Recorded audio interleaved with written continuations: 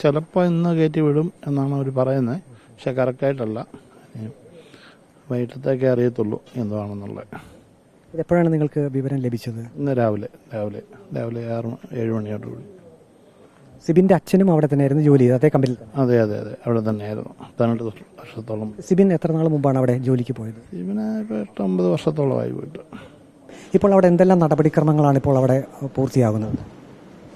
ഇപ്പോൾ അവിടെ മരണമടഞ്ഞവരുടെ മൃതശരീരം ഇൻക്വസ്റ്റ് തയ്യാറാക്കി അതിൻ്റെ പ്രൊസീജിയർ കംപ്ലീറ്റ് ചെയ്തുകൊണ്ടിരിക്കുകയാണ്. അത് ഒരു പരിധിവരെ അത് പൂർത്തീകരിക്കാൻ കഴിഞ്ഞിട്ടുണ്ട്. ഇനിയും അത് കുവൈറ്റ് ഗവൺമെൻറ്റിൻ്റെ പ്രൊസീജിയറിന് ശേഷം അത് ഇന്ത്യൻ എംബസിയുമായി ബന്ധപ്പെട്ട് ഇന്ത്യൻ എംബസിയും പൂർത്തീകരിക്കേണ്ട നടപടിക്രമമുണ്ട്. അത് രണ്ടും പൂർത്തീകരിച്ചതിന് ശേഷമായിരിക്കും. ഇന്ന് സമയം നിശ്ചയിച്ചിട്ടില്ല. അതിൻ്റെ ഔദ്യോഗികമായ അറിയിപ്പ് ഇതുവരെ നമുക്ക് അവിടുന്ന് കിട്ടിയിട്ടില്ല. ഇത് സമയബന്ധിതമായി പൂർത്തീകരിച്ച് എത്രയും വേഗത്തിൽ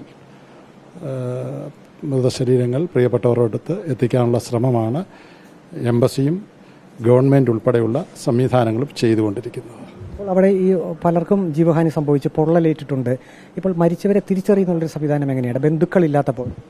ബന്ധുക്കളില്ലാത്തപ്പോൾ അതിനവിടുത്തെ ഔദ്യോഗിക സംവിധാനങ്ങളുണ്ട്. ഇതിൻ്റെ ആവശ്യമായ പരിശോധനകൾ നടത്തേണ്ട അതിൻ്റെ ഫോറൻസിക്കുമായി ബന്ധപ്പെട്ട ഔദ്യോഗിക കുവൈറ്റ് ഗവൺമെൻറ്റിൻ്റെ സംവിധാനങ്ങളുണ്ട്. ആ ഗവൺമെൻറ്റിൻ്റെ സംവിധാനം അനുസരിച്ചുള്ള ആവശ്യമായ പരിശോധനകളും ഇൻക്വസ്റ്റും തയ്യാറാക്കിയായിരിക്കും അത് പൂർത്തീകരിക്കും.